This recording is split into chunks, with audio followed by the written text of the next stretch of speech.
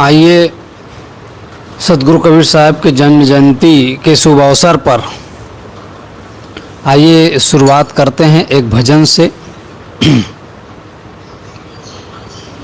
परम पूज्य शास्त्री साहब करखड़ी आश्रम से पधारे, पूज्य श्री महेंद्र साहब जी उत्तर प्रदेश से पधारे, राम बाबू साहब और करखड़ी आश्रम से कुमार साहब जी एवं सत्संग प्रेमी सज्जनों, भक्तिमती माताएं, आप लोगों के समक्ष कुछ देर प्रस्तुत हूँ। लहर लहर लहराई हो पारख का झंडा, लहर लहर लहराई हो पारख का झंडा, लहर लहर लहराई हो पारख का झंडा, लहर लहर लहराई हो पारख का झंडा, या झंडा काशी नगरी में आयो, यह झंडा काशी नगरी में आयो, यह झंडा काशी नगरी में आयो, यह झंडा काशी नगरी में आयो, गुरु कबीर फहराई हो पारख का झंडा, गुरु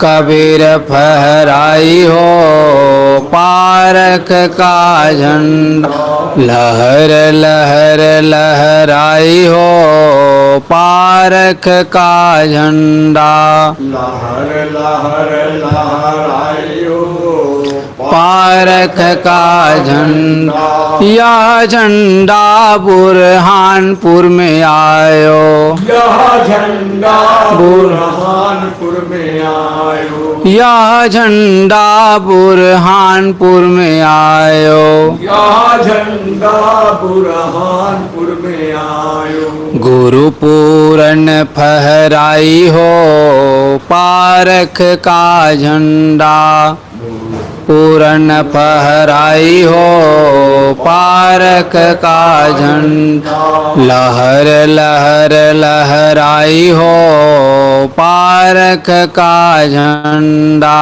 लहर लहर लहराई हो पारख का झंडा, यह झंडा अयोध्या में आयो, यह झंडा अयोध्या में आयो, यह झंडा अयोध्या में आयो, यह झंडा अयोध्या में आयो, गुरु सूरत फहराई हो पारख का झंडा, गुरु सूरत फहराई हो पारख का झंडा, यह झंडा बैरी में आयो, यह झंडा बैरी में आयो, यह झंडा बैरी में आयो, यह झंडा बैरी में आयो, गुरु तपसी फहराई हो पारख का झंडा, गुरु तपसी फहराई हो पारख का झंडा, यह झंडा इलाहाबाद में आयो, यह झंडा प्रयाग में आयो, यह झंडा प्रयाग में आयो, यह झंडा प्रयाग में आयो, गुरु अभिलाष फहराई हो पारख का झंडा, गुरु अभिलाष फहराई हो पारख का झंडा, यह झंडा बिहार में आयो, यह झंडा बिहार में आयो, यह झंडा बिहार में आयो, यह झंडा बिहार में आयो, गुरु धर्म सूरत फहराई हो पारख का झंडा, सूरत फहराई हो पारख का यह झंडा गुजरात में आयो, यह झंडा गुजरात में आयो, यह झंडा करखड़ी में आयो, यह झंडा करखड़ी में आयो। गुरु ज्ञान साहेब फहराई हो पारख का झंडा, गुरु ज्ञान साहब आयो पारख का झंडा, लहर लहर लहराई हो पारख का झंडा, लहर लहर लहराई हो पारख का झंडा, यह झंडा छत्तीसगढ़ में आयो, यह झंडा छत्तीसगढ़ में आयो, यह झंडा छत्तीसगढ़ में आयो, यह झंडा छत्तीसगढ़ में आयो। गुरु शरण पाल फहराई हो पारख का झंडा, गुरु शरण पाल फहराई हो पारख का झंडा, लहर लहर लहराई हो पारख का झंडा, लहर लहर लहराई हो पारख का झंडा, यह झंडा डीसा में आयो, यह झंडा डीसा में आयो, यह झंडा डीसा में आयो, यह झंडा डीसा में आयो। सब संतन फहराई हो पारख का झंडा, सब संतन फहराई हो पारख का झंडा, लहर लहर लहराई हो पारख का झंडा, हर लहर लहराई हो पारख का झंडा। बोलिए सदगुरु कबीर साहिब की जय, संत समाज की जय, भक्त समाज की जय। आइए कुछ विचारों की ओर चलें। सदगुरु कबीर साहब की जन्म जयंती के अवसर पर गुरु बड़ा है गोविंद से मन में देख विचार, हरि सिर जय सोवार है, गुरु सिर जय सो पार। बोलिए सदगुरुदेव की जय। आज सदगुरु कबीर साहब की जयंती है। यह सदगुरु कबीर साहब की जयंती 628वीं जयंती हम सब आज मनाने जा रहे हैं। सदगुरु कबीर एक ऐसे महामानव थे जो पूरे विश्व को संदेश दिया, प्रेम का संदेश दिया, अहिंसा का संदेश दिया, एकता का संदेश दिया। उनके विचार बहुत ही बहुआयामी हैं। उनके विचारों को थोड़े में नहीं बोला जा सकता है। कबीर के विचारों को लोग जो है अपनी अपनी तरीक़ा से कहते हैं। जो ब्रह्मवादी है वो ब्रह्मवाद की ओर खींचता है, जो आत्मवादी है आत्मवाद की ओर खींचता है, जो अवतारवादी है वो अवतारवाद की ओर खींचता है। सभी लोग अपने अपने तरीक़ा से उसको जानने का प्रयास करते हैं। सदगुरु कबीर को उसी प्रकार से लोग जो है पढ़ते हैं, उसी प्रकार से पढ़ रहे हैं जिस प्रकार से एक गांव में एक हाथी आया। उस हाथी को देखने के लिए बहुत सारे लोग गए। वैसे ही एक गांव में 4 अंधे थे, एक ही घर में रहते थे। अंधों ने विचार किया, किसी ने बताया कि इस नगर में हाथी आया है, इस गांव में हाथी आया है। तो उन लोगों के अंदर भी इच्छा पैदा हुई, हम लोग भी हाथी को देखेंगे, हाथी कैसा होता है, कभी देखे नहीं थे हाथी।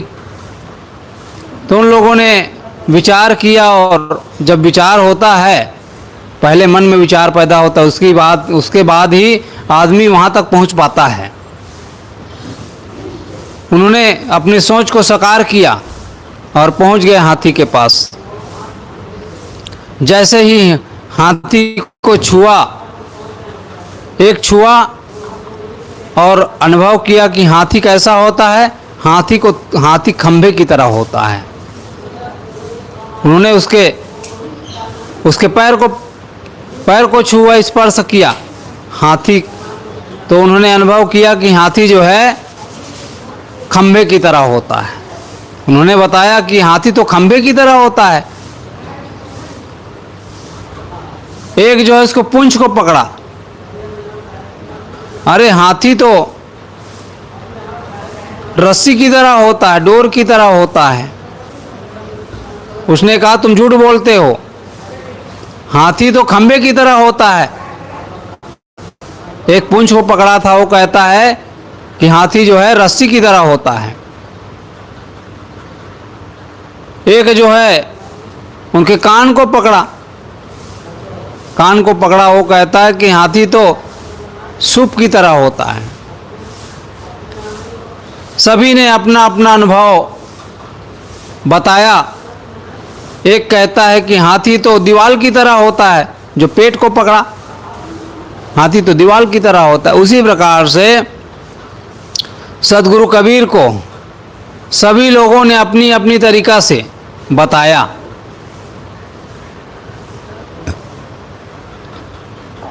तो जो है कबीर के विचार को लोगों ने अपनी अपनी तरह से बांटना शुरू कर दिया, अपनी अपनी तरह से बताना शुरू कर दिया। जो ब्रह्मवादी है वो कबीर साहब को कहते हैं वह तो जो पार ब्रह्म है, पार ब्रह्म परमात्मा है, उसी के शक्ति से सब चलता है। जब जीव मर जाता है उसको तारने वाले वही ये कहता है।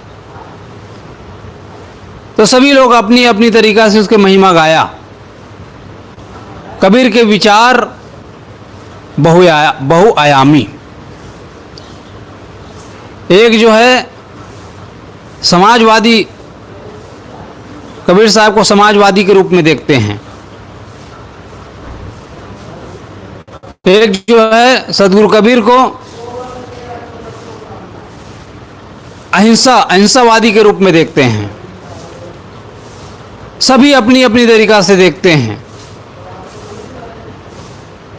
उनके विचारों को थोड़े में कहा नहीं जा सकता है। वह तो जो है सूर्य को दीपक दिखाने वाली बात हो जाएगी। तो कबीर के संपूर्ण विचारों को थोड़े में नहीं कहा जा सकता है। सदगुरु कबीर साहब का जो जन्म हुआ वो ऐसे भीषण परिस्थिति में हुआ है कि उस समय हिंदू और मुसलमान दोनों आपस में लड़ रहे थे, अपने अपने स्वार्थ में लगे हुए थे। ऐसे संक्रमण समय में संत सम्राट सदगुरु कबीर आए और लोगों को एकता के सूत्र में बांधे। उस समय इतना कटाकटी था, हिंदू मुसलमान आपस में लड़ रहे थे। वो कह रहे थे कि हमारा मत बड़ा है, हमारा मजहब बड़ा है, वो कह रहे थे कि हमारा मजहब बड़ा है। सब अपने अपने तरीका से बोल रहे थे। लेकिन बड़ा छोटा कोई नहीं होता है। आदमी बड़ा होता है अपने गुणों से, महान होता है गुणों से। कर्म हमारा अच्छा है तो किस्मत हमारी दासी है। कर्म हमारा अच्छा है तो किस्मत हमारी दासी है। कर्म धर्म दोनों बिगड़े तो यही गले की फांसी है। और कर्म धर्म दोनों अच्छे तो जीवन बना अविनाशी है। तो आदमी महान होता है कर्मों से। इसलिए कर्म बड़ा है। इसलिए आदमी को अच्छा कर्म करना चाहिए। जीवन को यदि अच्छा बनाना है तो पवित्र काम करना चाहिए।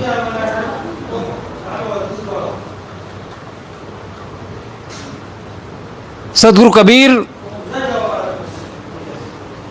के लिए कहा जाता है, जिस प्रकार से माता सीता के उनके माता पिता का पता नहीं चलता है। उनका पालन पोषण कहाँ हुआ? उनका पालन पोषण नेपाल में हुआ। राजा जनक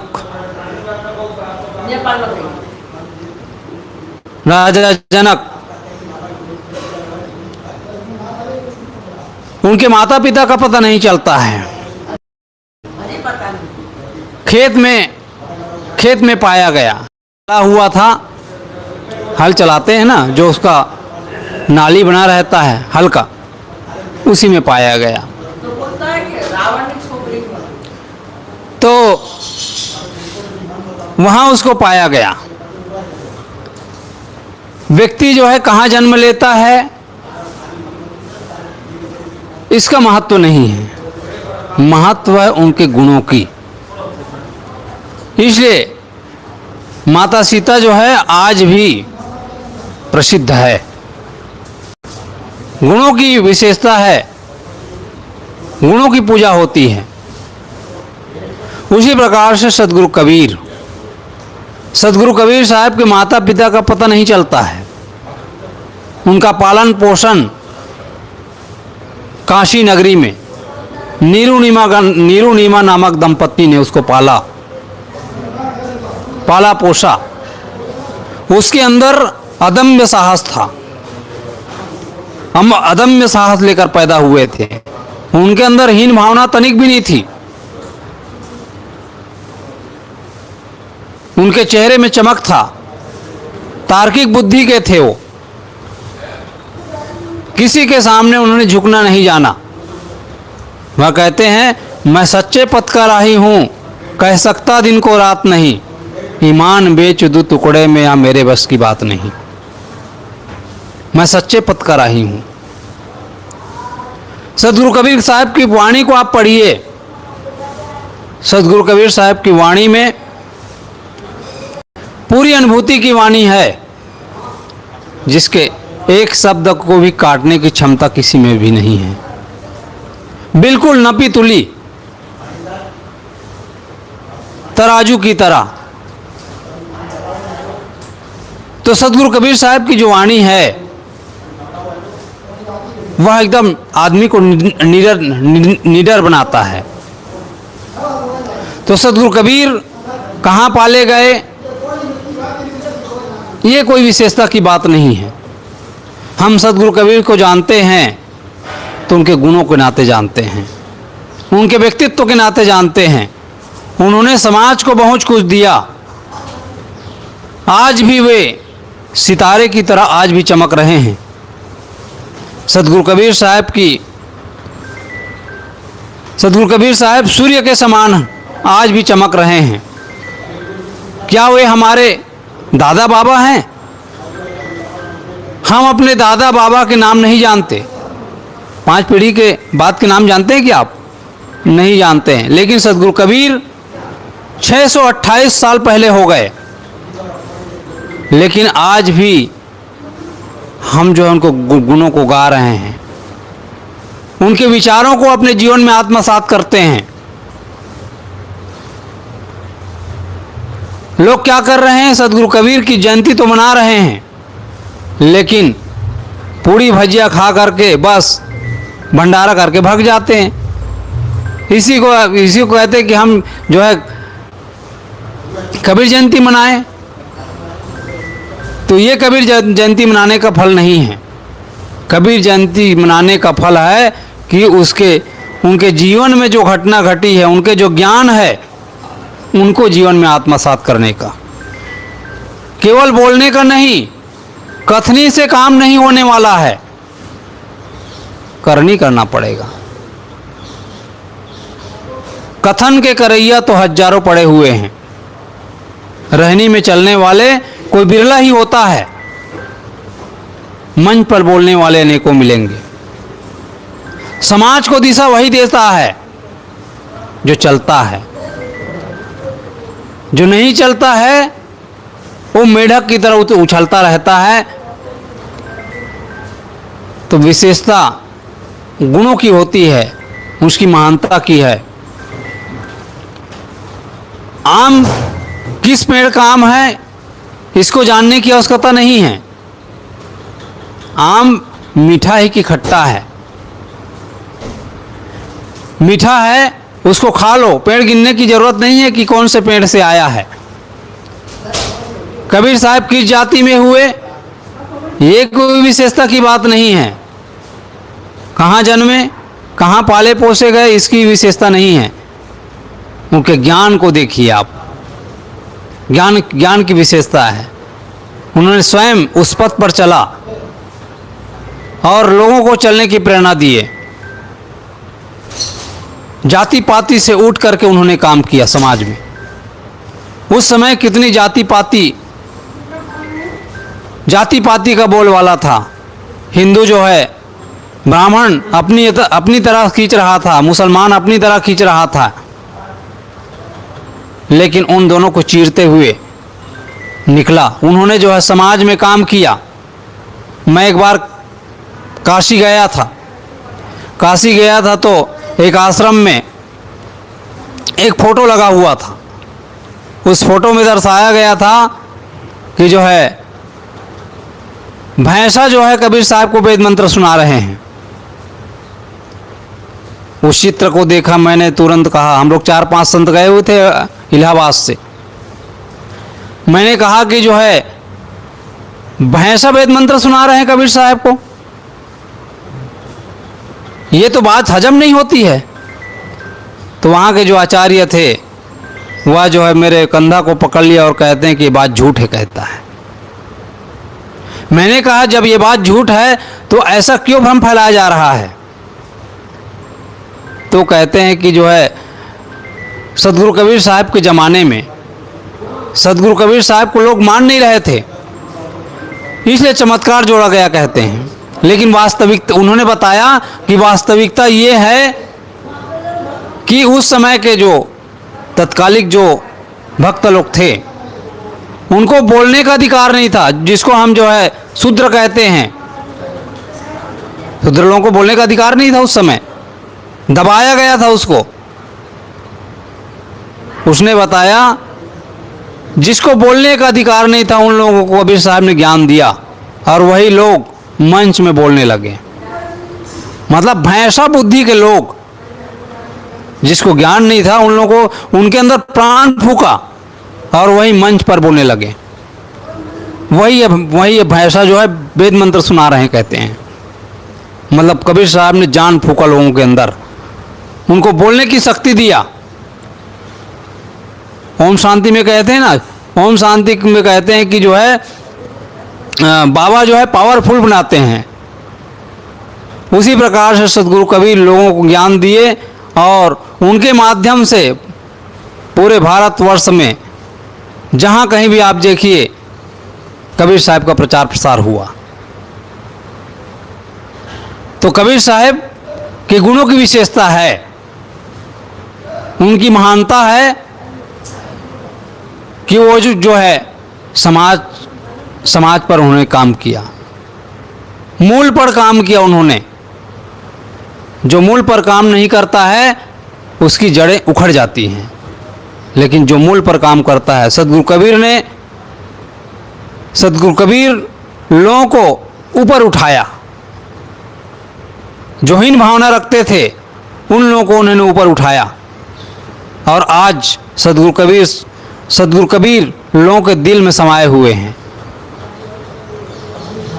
आज से 30-35 साल पहले ही आप देख लीजिए, 30-35 साल पहले लोग जब पानी भरने के लिए जाते थे तो बोरिंग का जो हैंडल होता था उसको यदि छू देते थे, जो ऊंची जाति के लोग हैं वो जो है फिर से उस हैंडल में पानी डाल के धोते थे और घड़ा के पानी को बहा देते थे।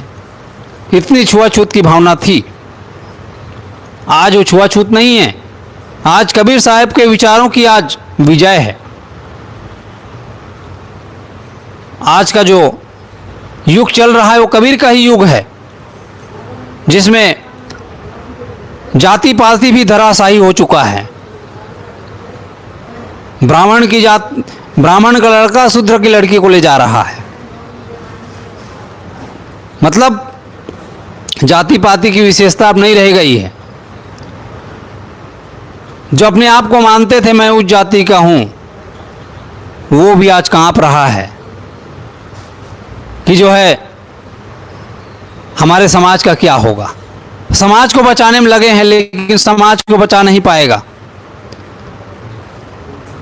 तो जाति पाति ये सब क्या है, एक ढोंग और ढपोसला है।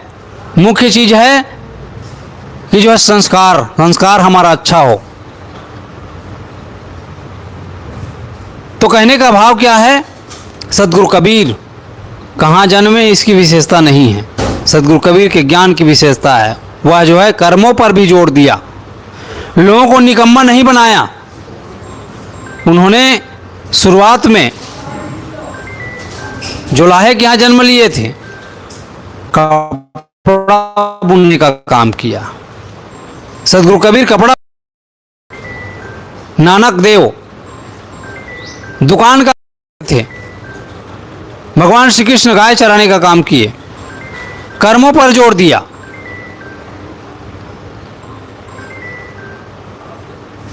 जो व्यक्ति कर्म करता है वही व्यक्ति ही प्रेरणा दे सकता है। वह निठल्ला नहीं बनाओ, न लोगों को निठल्ला बनाया। उन्होंने समाज के लिए काम किया जीवन भर। सदगुरु कबीर को कहते हैं कि जो है वो तो जो है वेद का खंडन करते हैं। सदगुरु कबीर किसी का खंडन नहीं किया। सदगुरु कबीर ने खंडन किसका किया? सदगुरु कबीर ने खंडन किया भ्रम का, पाखंड का, आडंबर का, जो लोगों में व्याप्त था उनका उन्होंने खंडन किया। किसी मत पंथ का खंडन नहीं किया। बुराइयों को तो बताना पड़ेगा ना। बुराइयों को जब तक नहीं बताएगा जीवन में सुधार कैसे होगा? भजन आखिर है क्या चीज? भजन कोई मूर्ति के सामने आरती उतार लेना भजन थोड़ी है। नाच लेना कोई भजन थोड़ी है। भजन है मन की तरंग मार लो, बस हो गया भजन। मन की तरंगों को मारना है, बुराइयों को छोड़ना है। जो पाखंड फैला हुआ है उन पाखंडों को दूर करना है। इस पर सदगुरु कबीर ने काम किया। कितना भ्रम फैलाया गया था ये पंडे पुजारी और ओझा लोग। टोनही है करके, टोनही जानते हो ना? बुआ है कहते हैं। इतना भ्रम फैलाया हुआ था, बच्चों के अंदर डाल देता था, डर पैदा हो जाता था। आज जितना जितना कबीर साहब के विचार फैले उतना उतना वह जो है कपूर की तरह उड़ गया। आज कोई विश्वास नहीं करता उस पर।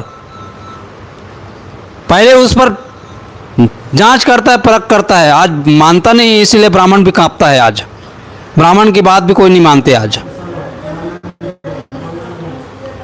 तो कहने का मतलब सदगुरु कबीर साहब के जो ज्ञान है उनकी सफलता है आज, जो सरकार भी उनकी बातों को स्वीकार करते हैं। सदगुरु कबीर साहब का राम, सदगुरु कबीर साहब किसको मानते थे? राम को। कौन सा राम? संसार के लोग किस राम को मानते हैं? संसार के लोग मानते हैं दशरथ पुत्र राम। वही जो है तारनहार है, संसार को तारने वाले हैं। सदगुरु कबीर ने बीजक में 250 बार राम शब्द को लिया। सदगुरु कबीर साहब का इष्ट कौन? सदगुरु कबीर साहब का इष्ट राम। कौन सा राम? दशरथ पुत्र राम नहीं, जो घट घट में बैठा हुआ है। घट घट में वही साईं बसत है, कटुक वचन मत बोल रे। भीतर जो बैठा हुआ है उस राम की बात करते हैं, जो सबके अंदर बैठा हुआ है। उस राम को मानते हैं वो। और जो राम को मानेगा वह जो है हिंसा नहीं करेगा। और जो हिंसा करता है वो राम को नहीं मानता है, वो राम को जानता ही नहीं वो कि राम क्या है। जो मैं को जान जाएगा, मैं कौन, जो मैं कौन है उसको जान जाएगा तो सबको जान जाएगा वो। फिर वह गलत काम नहीं करेगा, वो दूसरे के साथ दुर्व्यवहार नहीं करेगा। तो सदगुरु कबीर साहब का राम चेतन जीव है, आत्मा है, जो घट घट में विराजमान है। तो समझना होगा वही राम, राम के अंदर भी, दशरथ पुत्र राम के अंदर भी था, वही राम कृष्ण के अंदर था, वही राम कबीर के अंदर, सबके अंदर वही विराजमान है। शब्दों की आज लड़ाई चल रही है कि मैं तो कृष्ण को मानता हूं, मैं तो राम को मानता हूं, मैं तो शिव को मानता हूं। भीतर जो बैठा हुआ चेतन है वही सबके अंदर है। मैं एक बार राजस्थान में निवाई में रह रहा था, तो एक व्यक्ति आया और कहने लगा कि जो है हम तो दशरथ पुत्र राम को मानते हैं और हम किसी को नहीं मानते। कबीर साहब ने तो राम का खंडन किया कहते हैं। मैंने कहा जो कबीर साहब जो मानते हैं वो कोई नहीं मानता। सारे लोग एक जिस प्रकार से खेत होता है ना, खेत में मेड़ बना दिया जाता है, चार टुकड़ा कर दिया जाता है अलग अलग, उसी प्रकार से लोग जो है अलग अलग भिन्न भिन्न मेड़ बना करके चल रहे हैं कि मेरा राम मेरा कृष्ण करके। लेकिन कबीर का राम ऐसा नहीं है। कबीर का राम जो राम के अंदर था, जो राम के अंदर बैठा हुआ था, वही राम को कबीर साहब मानते हैं, वही कृष्ण को कबीर साहब मानते हैं। सब में बैठा हुआ। तो भाई दुई जगदीश कहां से आया? दो कहां से आ गया? दो है नहीं, लोग लड़ रहे हैं आपस में। तो कबीर साहब का राम कौन? चेतन जीव, जो हम आपके अंदर बैठा हुआ है, उसको मानते हैं सदगुरु कबीर राम।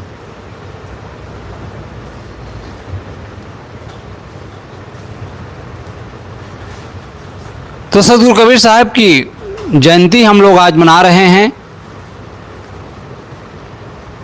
इसलिए सदगुरु कबीर प्रेम एकता का संदेश देते हैं कि सबके अंदर वही राम बैठा हुआ है। इसलिए सदगुरु कबीर साहब कहते हैं प्रेम को आत्मसात कर लो जीवन में। प्रेम पाठ का चोलना, पहिर कबीरु नाच, पानी दिनो तासु को जो तन मन बोले साच। प्रकृति उसी के जीवन में चमक देती है जो जीवन में सद्गुण सदाचार को जीवन में आत्मसात कर लेता है। प्रकृति उसी के जीवन में चमक देती है। तो जीवन को यदि अच्छा बनाना है तो जीवन में सद्गुण को, सदाचार को, ज्ञान को, भक्ति को जीवन में उतारने की आवश्यकता है।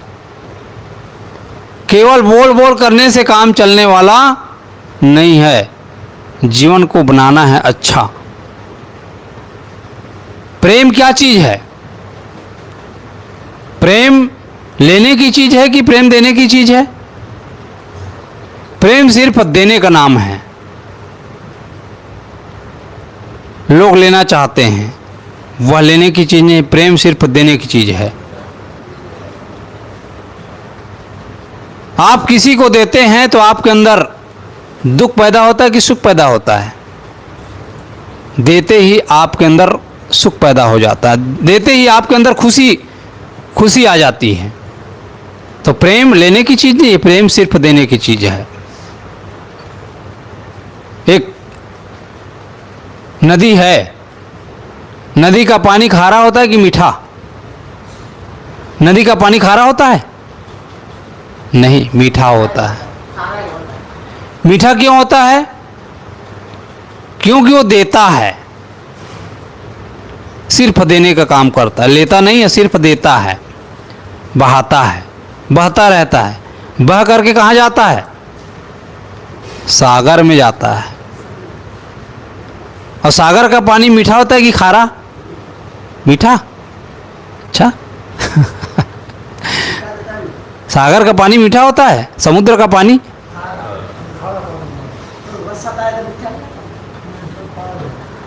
जितना भी पानी जाता है वहां जाने के बाद खारा हो जाता है। समुद्र में, समुद्र का पानी खारा होता है। नदी का पानी मीठा क्यों होता है?